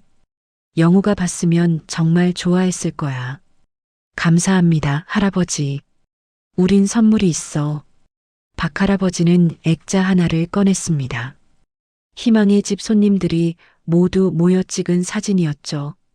그리고 그 아래에는 이렇게 적혀 있었습니다. 진수에게 우리의 희망, 우리의 가족, 사랑합니다. 진수는 눈물이 났습니다. 고맙습니다. 정말 고맙습니다. 그날 밤 진수는 희망의 집 2층 방에서 잤습니다. 이제 더 이상 고시원에 살지 않았죠. 이곳이 그의 집이었습니다. 창밖을 바라봤습니다. 별이 보였죠? 예전에는 별을 볼 여유도 없었습니다. 하지만 이제는 달랐습니다. 큰아버지, 이제 알 것 같아요. 밤하늘에 대고 중얼거렸습니다. 돈보다 중요한 게 뭔지, 사람의 존엄이 뭔지. 그날 밤 진수는 평생 가장 편안한 잠을 잤습니다. 다음 날부터 진수의 일상은 더 바빠졌습니다. 희망의 집 운영도 해야 하고 재단 일도 봐야 했죠. 하지만 행복했습니다. 바쁘지만 의미 있는 일이었으니까요. 재단에서는 여러 사업을 시작했습니다. 노숙자 쉼터 지원, 독거노인 식사 배달, 취약계층 아동 교육 지원. 할 일이 산더미였지만 진수는 즐거웠습니다. 어느 날 대학 교수 한 명이 진수를 찾아왔습니다. 안녕하세요. 저는 사회복지학과 교수 이상훈이라고 합니다. 안녕하세요. 무슨 일로 오셨나요? 박진수 대표님의 이야기를 학생들에게 들려주고 싶어서요. 혹시 강연 한번 해주실 수 있을까요? 제가요? 강연을요? 네. 대표님의 이야기가 학생들에게 큰 교훈이 될 것 같아서요. 진수는 고민했습니다. 자신이 남 앞에서 강연을 한다니 상상도 못했던 일이었죠. 한번 해보시죠. 대표님 이야기를 많은 사람들이 들어야 해요. 영숙 씨가 말했습니다. 진수는 고개를 끄덕였죠. 일주일 후 진수는 대학교 강의실에 섰습니다. 100명이 넘는 학생들이 그를 바라봤죠. 긴장됐습니다. 손에 땀이 났습니다. 하지만 시작했습니다. 안녕하세요. 저는 박진수입니다. 평생 가난하게 살았던 사람이에요. 학생들이 집중했습니다. 저는 하루하루 버티며 살았습니다. 택배일, 편의점 알바, 대리운전. 돈이 되는 일이라면 뭐든 했죠. 그렇게 40살까지 살았습니다. 진수는 자신의 이야기를 솔직하게 털어놨습니다. 고시원에서 살았던 이야기, 친구들에게 무시당했던 이야기, 희망이 없었던 이야기. 그런데 큰아버지가 나타났습니다. 아니, 정확히는 큰아버지의 유언이 나타났죠. 큰아버지의 유산 이야기, 6개월의 조건, 희망의 집에서의 경험을 들려줬습니다. 거기서 저는 배웠습니다. 돈보다 중요한 게 있다는 것을, 사람의 존엄이 무엇인지. 학생들은 숨죽여 들었습니다. 저는 23억을 받았습니다. 하지만 20억을 기부했어요. 왜냐하면 그게 옳은 일이라고 생각했으니까요. 한 학생이 손을 들었습니다. 후회는 안 하세요? 그 돈이면 평생 편하게 살 수 있었잖아요. 진수는 웃었습니다. 후회 안 해요. 오히려 이제야 제대로 살고 있다는 생각이 들어요. 예전에는 그냥 버티는 거였다면 이제는 살아가는 거예요. 무슨 차이예요? 버티는 건 그냥 하루하루 넘기는 거예요. 의미도 없고 희망도 없이. 하지만 살아간다는 건 달라요. 의미가 있고 희망이 있어요. 그게 차이예요. 학생들은 고개를 끄덕였습니다. 여러분, 행복은 돈에서 오는 게 아니에요. 의미에서 와요. 내가 하는 일이 누군가에게 도움이 된다는 것, 그게 진짜 행복이에요. 강연이 끝나고 많은 학생들이 진수에게 다가왔습니다. 감동받았어요. 저도 봉사활동 해보고 싶어요. 저도요. 희망의 집에 가봐도 될까요? 진수는 환하게 웃으며 대답했습니다. 물론이죠. 언제든 환영해요. 그날 이후 진수는 여러 곳에서 강연 요청을 받았습니다. 학교, 기업, 단체. 그는 바쁘게 다니며 자신의 이야기를 들려줬죠. 그리고 그의 이야기를 들은 많은 사람들이 변했습니다. 봉사를 시작하고 기부를 하고 남을 돕기 시작했죠. 진수 씨 덕분에 제 인생이 바뀌었어요. 한 회사원이 말했습니다. 저는 돈만 쫓으며 살았어요. 그게 행복인 줄 알았죠. 근데 진수 씨 얘기 듣고 깨달았어요. 진짜 행복은 다른 곳에 있다는 걸요. 진수는 그런 말을 들을 때마다 뿌듯했습니다. 자신의 경험이 누군가에게 도움이 된다는 게 신기하고 감사했죠. 몇 달이 더 지났습니다. 희망재단은 빠르게 성장했습니다. 후원자가 늘어났고 도울 수 있는 사람도 많아졌죠. 이제는 서울뿐 아니라 전국 각지에 희망의 집 분점들이 생겼습니다. 진수는 그 모든 곳을 직접 방문하며 격려했습니다. 바쁘지만 의미 있는 나날들이었죠. 어느 날 진수는 큰아버지의 묘소를 찾았습니다. 처음 방문하는 곳이었죠. 큰아버지, 늦었지만 인사하러 왔습니다. 묘비 앞에 무릎을 꿇었습니다. 큰아버지가 남겨주신 것 잘 쓰고 있어요. 그리고 큰아버지의 뜻, 이어가고 있어요. 바람이 불었습니다. 마치 큰아버지가 대답하는 것 같았죠. 저는 이제 행복해요. 처음으로 제 인생이 의미 있다고 느껴요. 감사합니다. 정말 감사합니다. 눈물이 흘렀습니다. 하지만 슬픈 눈물은 아니었습니다. 감사의 눈물이었죠. 큰아버지, 저 이제 알아요. 가난이 부끄러운 게 아니라는 거. 중요한 건 어떻게 사느냐는 거잖아요. 그리고 돈이 많다고 행복한 게 아니라는 것도 알아요. 마음이 풍요로워야 진짜 부자인 거죠. 진수는 한참을 묘소 앞에 앉아 있었습니다. 큰아버지와 대화하는 기분이었죠. 저 이제 외롭지 않아요. 희망의 집 가족들이 있고 돕는 사람들이 있어요. 처음으로 세상에 속한 기분이에요. 해가 지고 있었습니다. 진수는 일어섰죠. 자주 올게요, 큰아버지. 그리고 계속 좋은 일 할게요. 약속해요. 묘소를 떠나며 진수는 뒤돌아봤습니다. 석양이 묘비를 비추고 있었죠. 아름다운 광경이었습니다.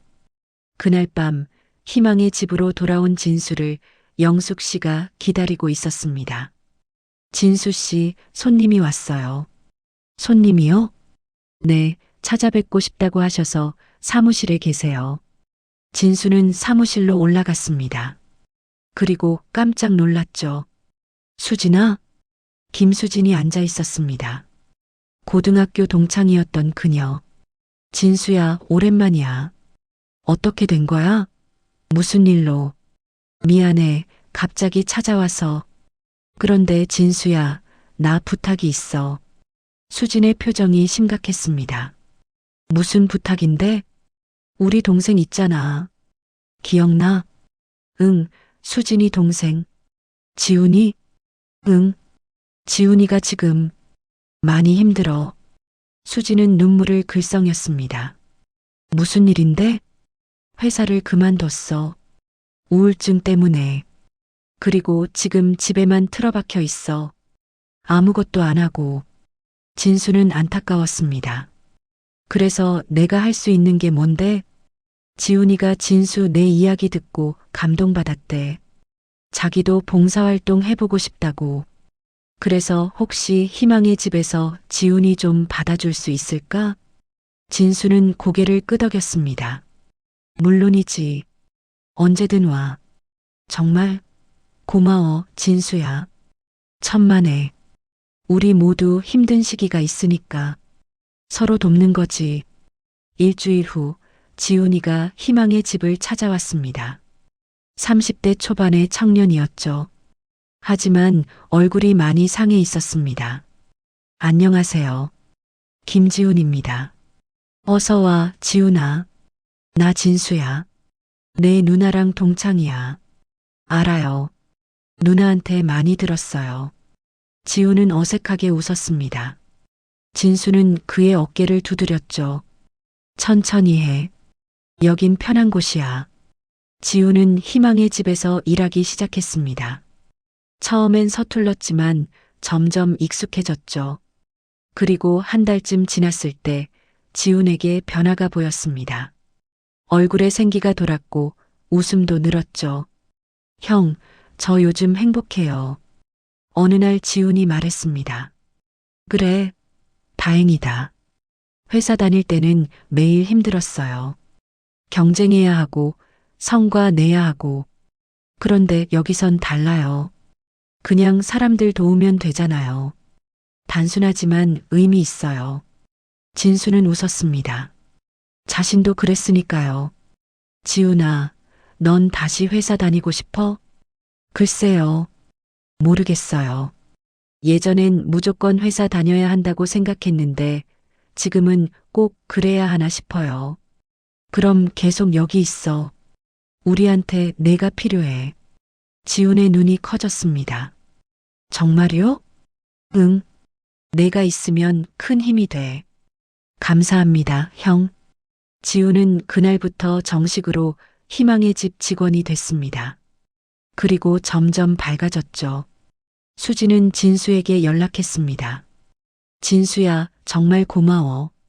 지훈이가 완전히 달라졌어. 다행이다. 진수야, 너 정말 대단해. 내가 이렇게 많은 사람들 바꿀 줄 몰랐어. 아니야. 난 그냥 할 수 있는 걸 할 뿐이야. 아니야. 넌 특별해. 진짜로. 전화를 끊고 진수는 생각했습니다. 내가 특별한가? 아니, 난 그냥 평범한 사람이야. 다만 기회를 받았을 뿐이지. 하지만 그 기회를 어떻게 사용하느냐가 중요하다는 것도 알았습니다. 큰아버지는 그 기회를 줬고 진수는 그걸 올바르게 사용했죠. 1년이 지났습니다. 진수가 희망의 집을 맡은 지 1년. 그동안 많은 일이 있었죠. 재단이 커졌고 분점이 늘었고 도운 사람도 수천 명이 됐습니다. 하지만 진수에게 가장 중요한 변화는 자기 자신이었습니다. 그는 더 이상 예전의 박진수가 아니었죠. 진수야, 오늘 특별한 손님이 와. 영숙 씨가 말했습니다. 누구요? TV 프로그램 PD래. 너 인터뷰하고 싶대. TV요? 응. 전국구 프로그램이래. 휴먼 다큐. 진수는 고민했습니다. TV에 나가면 더 많은 사람들에게 알려질 것입니다. 좋은 일일까요? 나쁜 일일까요? 그냥 한번 해봐. 내 이야기가 더 많은 사람들한테 전해지는 게 좋잖아. 영숙 씨의 말이 맞았습니다. 진수는 촬영에 동의했죠. 일주일 후 제작진이 희망의 집에 왔습니다. 며칠 동안 진수의 일상을 촬영했죠. 진수 씨, 평생 가난하게 사셨는데 힘들지 않으셨어요? PD가 물었습니다. 힘들었죠. 매일이 전쟁 같았어요. 하루하루 버티는 게 전부였어요. 그런데 지금은요? 지금은 달라요. 여전히 바쁘고 힘들지만 행복해요. 의미가 있으니까요. 큰아버지께 감사하세요? 네. 큰아버지가 제게 두 번째 인생을 주셨어요. 아니, 진짜 인생을 주셨죠. 촬영이 끝나고 PD가 말했습니다. 진수 씨, 정말 멋진 분이세요. 많은 사람들이 감동받을 것 같아요. 감사합니다. 한 달 후 프로그램이 방송됐습니다. 진수는 희망의 집 직원들과 함께 TV를 봤죠. 화면에 진수의 모습이 나왔습니다. 밥을 퍼주고 설거지하고 손님들과 이야기하는 모습, 그리고 과거 이야기도 나왔죠. 고시원에서 살던 이야기, 세계 알바를 뛰던 이야기. 저게 나라니. 진수는 신기했습니다. TV 속 자신은 낯설었지만 동시에 자랑스러웠죠. 프로그램이 끝나자 사람들이 울고 있었습니다. 영숙 씨도 지은이도 지훈이도. 진수 씨 정말 대단해요. 아니에요. 그냥 제 이야기일 뿐이에요. 하지만 세상은 달리 생각했습니다. 방송 후 반응이 폭발적이었죠. 포털 사이트 실시간 검색어 1위에 박진수가 올랐습니다. 가난해도 존엄을 지킨 남자 20억 기부한 41살 남성의 정체 평생 무시당했지만 마지막에 웃은 사람. 기사 제목들이었습니다. 댓글도 폭주했죠. 감동받았습니다. 저도 봉사 시작해야겠어요. 돈이 전부가 아니라는 걸 깨달았습니다. 박진수 씨 같은 분이 진짜 부자네요. 진수는 그 반응들을 보며 놀랐습니다. 자신의 이야기가 이렇게 많은 사람들에게 영향을 줄 줄은 몰랐죠.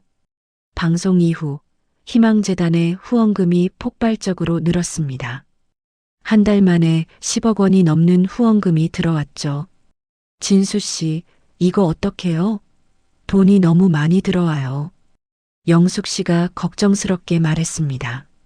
좋은 일이죠. 더 많은 사람들 도울 수 있잖아요. 진수는 웃으며 대답했습니다. 그리고 그 돈으로 전국에 희망의 집을 더 많이 만들었죠. 어느 날 청와대에서 연락이 왔습니다. 박진수 대표님, 대통령님이 뵙고 싶어 하십니다. 진수는 믿기지 않았습니다. 대통령이 자신을 만나고 싶다니. 일주일 후 진수는 청와대에 갔습니다. 긴장됐지만 당당했죠. 박진수 대표님 반갑습니다. 대통령이 악수를 청했습니다. 진수는 떨리는 손으로 악수했죠. 영광입니다. 대통령님. 아니요. 제가 영광입니다. 대표님 같은 분이 계셔서 이 나라가 아름답습니다. 둘은 1시간 넘게 이야기했습니다. 진수의 경험, 희망재단의 활동, 앞으로의 계획. 대표님, 이번에 국민훈장을 드리려고 합니다. 받아주시겠습니까? 국민훈장이요? 네. 대표님의 헌신을 국가가 인정하고 싶습니다. 진수는 망설였습니다. 훈장을 받을 자격이 있을까요? 하지만 대통령의 진심 어린 눈빛을 보고 고개를 끄덕였습니다. 감사합니다. 큰 영광으로 알겠습니다. 한 달 후 진수는 국민훈장을 받았습니다. 석류장이었죠. 시상식에는 희망의 집 가족들이 모두 왔습니다. 축하해, 진수야. 박할아버지가 눈물을 흘리며 말했습니다. 할아버지, 이건 제 훈장이 아니에요. 우리 모두의 훈장이에요. 진수는 훈장을 모두에게 보여줬습니다.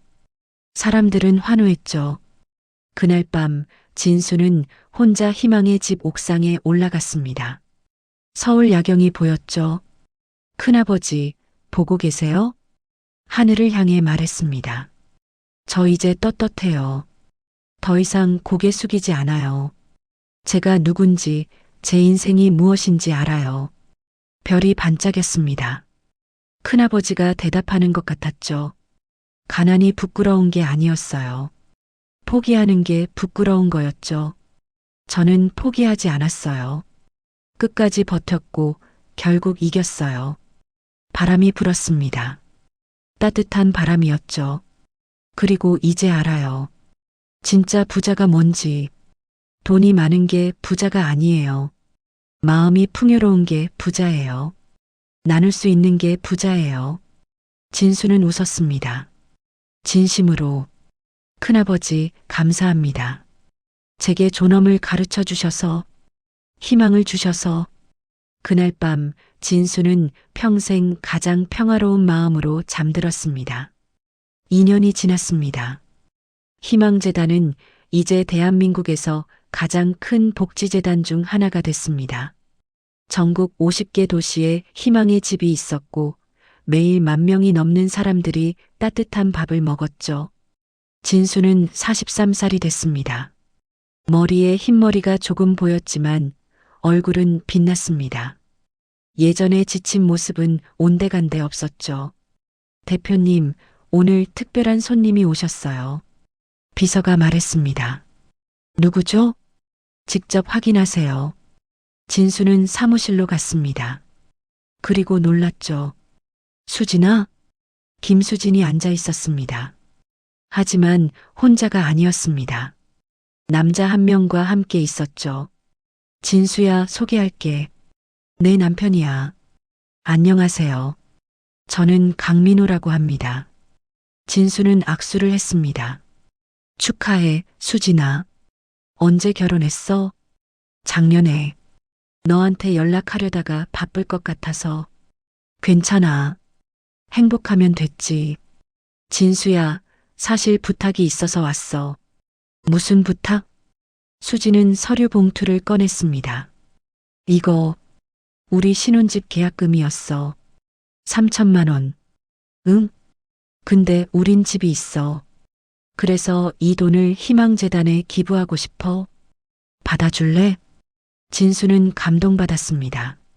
수진아, 진수야, 넌 내 인생을 바꿨어. 내 덕분에 지훈이도 살았고 나도 달라졌어. 이제 우리도 뭔가 하고 싶어. 진수는 그 돈을 받았습니다. 하지만 단순히 돈으로 받은 게 아니었죠. 마음으로 받았습니다. 고마워, 수진아. 잘 쓸게. 응, 우리 믿어. 그날 이후로도 많은 사람들이 찾아왔습니다. 기부하고 싶다는 사람들, 봉사하고 싶다는 사람들, 그냥 감사하다는 사람들. 진수는 그 모든 사람들을 따뜻하게 맞았습니다. 예전에 자신처럼 힘들어하는 사람들에게 희망을 줬죠. 어느 날 진수는 고시원을 다시 찾아갔습니다. 자신이 살던 그 고시원. 아직도 그대로네. 30만 원짜리 방. 창문도 제대로 없는 좁은 공간. 진수는 그 앞에 한참 서 있었습니다. 여기서 정말 많은 눈물을 흘렸지. 하지만 이제는 다릅니다. 더 이상 그곳으로 돌아갈 필요가 없었죠. 고마워, 이방아. 내가 있어서 내가 강해질 수 있었어. 진수는 방에 감사 인사를 했습니다. 그리고 떠났죠. 그날 저녁 희망의 집에서 특별한 행사가 열렸습니다. 창립 2주년 기념식이었죠. 여러분, 오늘은 특별한 날입니다. 진수가 단상에 섰습니다. 2년 전 저는 아무것도 없는 사람이었습니다. 돈도, 희망도, 꿈도 없었죠. 사람들이 집중했습니다. 하지만 큰아버지께서 제게 기회를 주셨습니다. 그리고 저는 그 기회를 놓치지 않았어요. 진수의 목소리가 떨렸습니다. 여러분, 인생은 공평하지 않습니다. 누구는 부자로 태어나고 누구는 가난하게 태어나죠. 그건 우리가 선택할 수 없는 일입니다. 하지만 우리가 선택할 수 있는 게 있어요. 어떻게 살 것인가? 그게 우리의 선택이에요. 사람들이 고개를 끄덕였습니다. 저는 가난했지만 존엄을 잃지 않았습니다. 무시당했지만 희망을 잃지 않았어요. 그리고 결국 이겼습니다. 박수가 터졌습니다. 여러분도 할 수 있어요. 지금 힘들어도, 지금 가난해도 포기하지 마세요. 끝까지 버티세요. 그러면 반드시 좋은 날이 옵니다. 사람들이 일어섰습니다. 기립박수였죠. 감사합니다. 여러분 모두 사랑합니다. 진수는 눈물을 흘렸습니다. 하지만 슬픈 눈물이 아니었습니다. 기쁨의 눈물이었죠. 행사가 끝나고 박할아버지가 진수에게 다가왔습니다. 진수야, 자랑스럽다. 감사합니다, 할아버지. 넌 영우를 넘어섰어. 영우도 기뻐할 거야. 아니에요, 할아버지. 전 큰아버지를 따라가기도 힘들어요. 아니야. 넌 이미 넘어섰어. 영우는 혼자 했지만 넌 많은 사람들과 함께 하잖아. 그게 더 위대한 거야. 진수는 그 말에 깊이 공감했습니다. 혼자 하는 것보다 함께 하는 게 더 의미 있다는 것을. 밤이 깊었습니다. 모두가 집으로 돌아갔고 진수는 혼자 희망의 집에 남았습니다. 큰아버지의 사진 앞에 앉았습니다. 큰아버지, 2년이 지났네요. 사진 속 큰아버지는 여전히 미소 짓고 있었습니다. 큰아버지가 제게 준 건 돈이 아니었어요. 존엄이었죠. 그리고 희망. 진수는 사진을 쓰다듬었습니다. 저는 이제 압니다.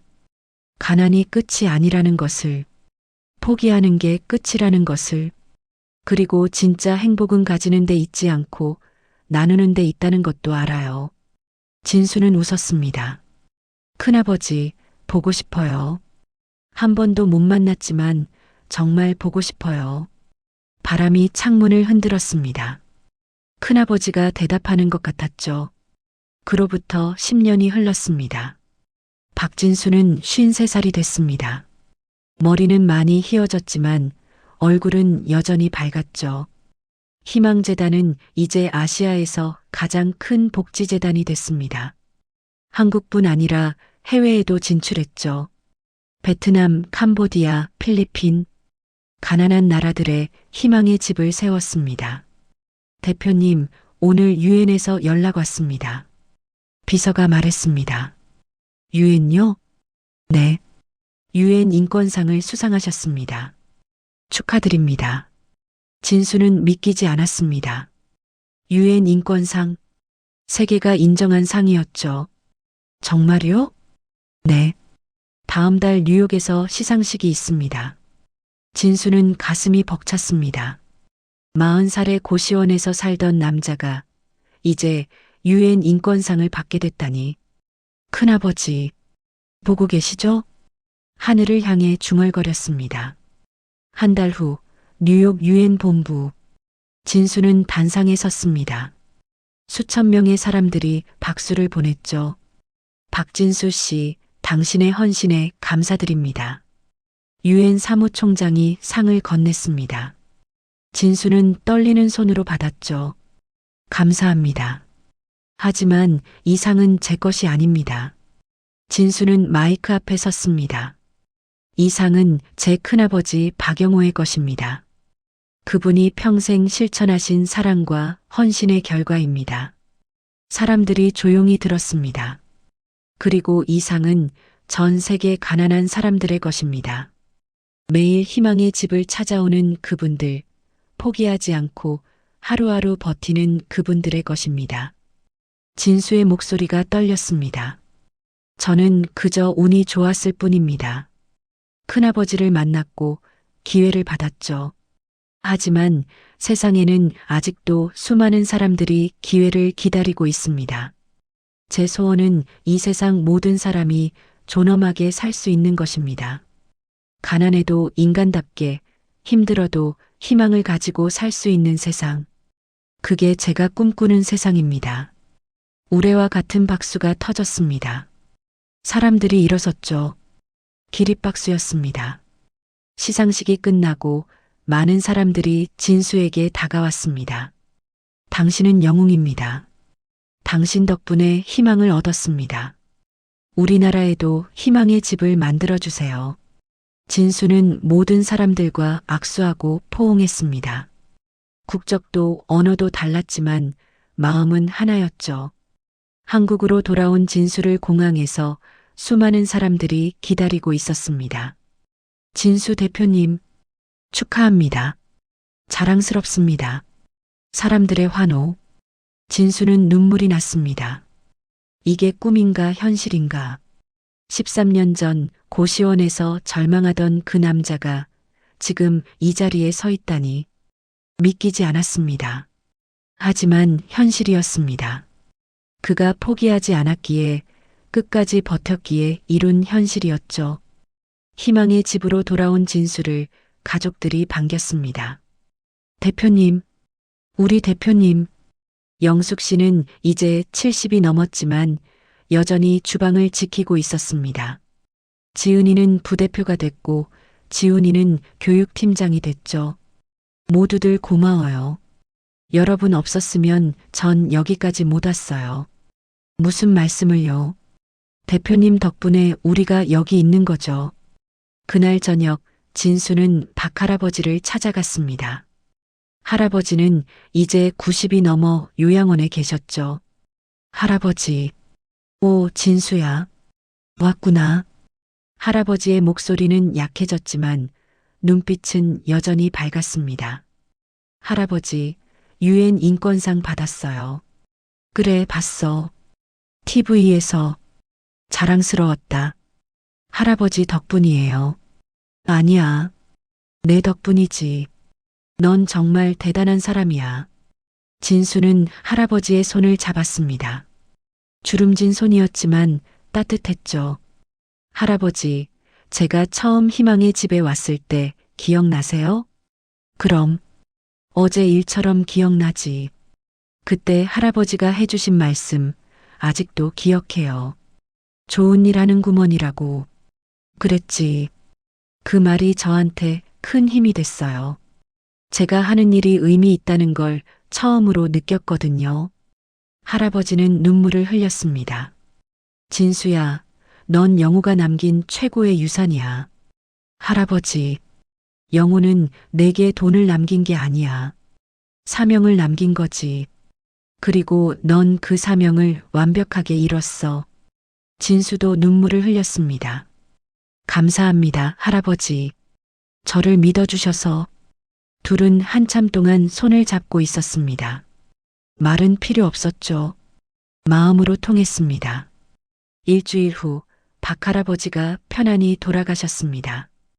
장례식에는 수많은 사람들이 왔습니다. 희망의 집을 거쳐간 모든 사람들이 왔죠. 할아버지, 편히 쉬세요. 진수는 관 앞에 무릎을 꿇었습니다. 할아버지가 가르쳐 주신 것들 절대 잊지 않을게요. 계속 좋은 일 할게요. 그리고 큰아버지 만나시거든 전해주세요. 제가 잘 해내고 있다고, 그분의 뜻을 이어가고 있다고. 장례식이 끝나고 진수는 혼자 희망의 집으로 돌아왔습니다. 큰아버지의 사진과 박할아버지의 영정사진을 나란히 놓았습니다. 두 분 다 이제 편히 쉬고 계시겠죠? 진수는 두 사진을 바라봤습니다. 저는 계속할게요.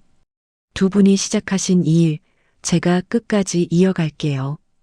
그날 밤 진수는 자신의 인생을 되돌아봤습니다. 40살까지는 지옥 같았습니다. 가난하고 외롭고 희망이 없었죠. 하루하루가 고통이었습니다. 하지만 41살부터는 달라졌습니다. 큰아버지의 선물로 새로운 인생이 시작됐죠. 그리고 지난 13년은 축복이었습니다. 인생은 정말 알 수 없는 것이구나. 중얼거렸습니다. 40살까지 밑바닥이었던 내가 이제 UN 인권상까지 받다니. 하지만 그건 우연이 아니었습니다. 진수가 포기하지 않았기에, 끝까지 버텼기에 가능한 일이었죠. 큰아버지, 이제 알아요. 왜 저한테 이 길을 보여주셨는지. 창밖을 바라봤습니다. 별이 빛나고 있었죠. 가난은 끝이 아니에요. 시작일 뿐이에요. 그 가난을 어떻게 이겨내느냐, 그게 인생을 결정하는 거죠. 진수는 웃었습니다. 그리고 진짜 부는 돈이 아니라 마음에 있다는 것도 알아요. 나눌 수 있는 마음, 사랑할 수 있는 마음, 그게 진짜 부예요. 그 순간 진수는 완전한 평화를 느꼈습니다. 더 이상 아쉬운 게 없었죠. 행복했습니다. 다음 날부터 진수는 새로운 프로젝트를 시작했습니다. 희망학교라는 이름의 프로젝트였죠. 가난한 아이들에게 무료로 교육을 제공하는 학교였습니다.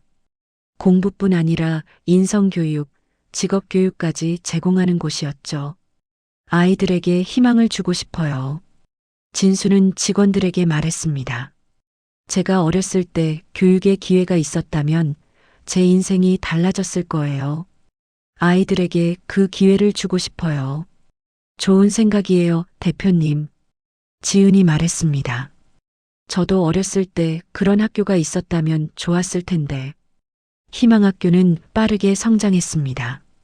전국에서 가난한 아이들이 찾아왔고 그들에게 교육의 기회가 주어졌죠. 그리고 몇 년 후 첫 번째 졸업생들이 나왔습니다. 그들 중 일부는 대학에 진학했고 일부는 좋은 직장을 얻었습니다. 졸업식 날 한 학생이 진수에게 다가왔습니다. 대표님 감사합니다. 18살 소녀였습니다. 이름은 김유진이었죠. 뭐가 고마운데? 대표님 덕분에 제 인생이 바뀌었어요. 저는 중학교도 포기할 뻔했어요. 집이 가난해서. 근데 희망학교 덕분에 공부할 수 있었어요. 유진의 눈에 눈물이 맺혔습니다. 저 이제 대학 가요. 장학금도 받았어요. 사회복지학과 갈 거예요. 사회복지학과? 네. 대표님처럼 되고 싶어요. 어려운 사람들 돕는 사람이 되고 싶어요. 진수는 가슴이 뭉클했습니다. 유진아, 넌 할 수 있어. 내 안에 그 힘이 있어. 감사합니다, 대표님. 대표님은 제 영웅이에요. 진수는 유진을 꼭 안아줬습니다. 그리고 생각했죠. 이게 바로 희망의 순환이구나. 내가 받은 희망을 유진에게 주고 유진은 또 다른 사람에게 줄 거야. 그날 밤 진수는 일기를 썼습니다. 13년 만에 처음 쓰는 일기였죠. 오늘 희망학교 첫 졸업식이 있었다. 아이들의 밝은 얼굴을 보니 가슴이 벅찼다. 13년 전 나는 아무것도 아니었다. 고시원에서 절망하던 가난한 남자였다. 하지만 큰아버지께서 기회를 주셨고 나는 그것을 붙잡았다. 그리고 지금 나는 다른 사람들에게 기회를 주는 사람이 됐다. 인생은 참으로 신기하다. 포기하지 않으면 언젠가는 반드시 좋은 날이 온다. 큰아버지, 감사합니다. 제 인생을 바꿔주셔서, 그리고 할아버지, 사랑합니다. 절 믿어주셔서, 이제 저는 압니다. 제가 왜 이 세상에 태어났는지, 제 사명이 무엇인지, 가난한 사람들에게 희망을 주는 것, 그것이 제 사명입니다. 그리고 그 사명을 다할 때까지 저는 계속 걸어갈 것입니다. 진수는 펜을 놓았습니다. 그리고 창밖을 바라봤죠. 서울의 밤은 여전히 아름다웠습니다. 수많은 불빛들이 반짝이고 있었죠. 저 불빛 하나하나가 모두 누군가의 인생이겠지. 중얼거렸습니다. 그 중에는 지금 힘들어하는 사람도 있을 거야. 나처럼 말이야. 하지만 포기하지 마.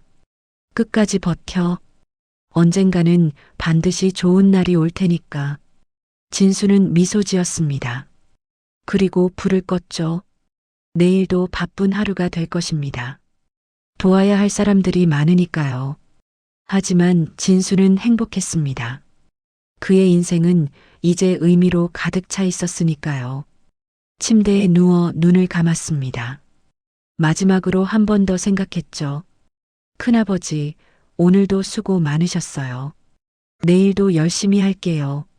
그리고 깊은 잠에 빠졌습니다. 평화로운 잠이었습니다. 꿈속에서 진수는 큰아버지를 만났습니다. 처음 보는 얼굴이었지만 한눈에 알 수 있었죠. 큰아버지, 진수야. 큰아버지는 온화하게 웃고 있었습니다. 잘했다, 진수야. 정말 잘했어. 감사합니다, 큰아버지. 아니야. 내가 고마워. 내 뜻을 이렇게 아름답게 이어줘서. 큰아버지는 진수의 머리를 쓰다듬었습니다. 이제 너는 자유야. 내 짐을 다 내려놔도 돼. 아니에요, 큰아버지. 이건 짐이 아니에요. 제 삶이에요. 큰아버지는 흐뭇하게 웃었습니다. 그래, 내가 그렇게 생각한다면 기쁘다. 계속 지켜봐 주세요, 큰아버지. 제가 끝까지 잘 해낼게요. 그럴 거야. 나는 믿어. 큰아버지의 모습이 점점 흐려졌습니다. 큰아버지, 안녕, 진수야. 사랑한다. 저도 사랑합니다, 큰아버지. 그리고 꿈에서 깼습니다. 눈가에 눈물이 맺혀 있었죠. 하지만 슬프지 않았습니다. 오히려 평화로웠습니다. 큰아버지의 축복을 받은 기분이었죠. 창밖으로 아침 햇살이 들어왔습니다. 새로운 하루가 시작됐습니다. 진수는 일어나 옷을 갈아입었습니다. 그리고 거울을 봤죠. 거울 속에는 53살의 남자가 있었습니다. 주름이 있고 머리는 휘었지만 눈빛은 살아 있었습니다. 좋아, 오늘도 힘내자. 스스로에게 말했습니다. 아직 할 일이 많으니까. 희망의 집으로 향하는 길. 진수는 가볍게 걸었습니다. 길에서 노숙자 한 명을 만났습니다. 추운 아침 길가에 앉아 있는 노인이었죠. 진수는 멈춰 섰습니다. 할아버지, 응? 노인이 고개를 들었습니다. 아침 드셨어요? 아직이야. 같이 가시죠. 제가 밥 사드릴게요. 정말? 네. 가시죠. 진수는 노인의 손을 잡아 일으켜 세웠습니다. 그리고 함께 희망의 집으로 걸었죠. 할아버지, 희망의 집이라고 아세요? 아니, 모르는데. 좋은 곳이에요. 무료로 밥 주는 곳이에요. 제가 운영하는 곳이죠. 그래, 좋은 일 하시네. 아니에요. 당연한 일이죠. 둘은 함께 희망의 집에 도착했습니다. 진수는 노인을 식당으로 안내했죠. 영숙 씨, 아침 준비됐어요? 네, 대표님. 곧 나와요.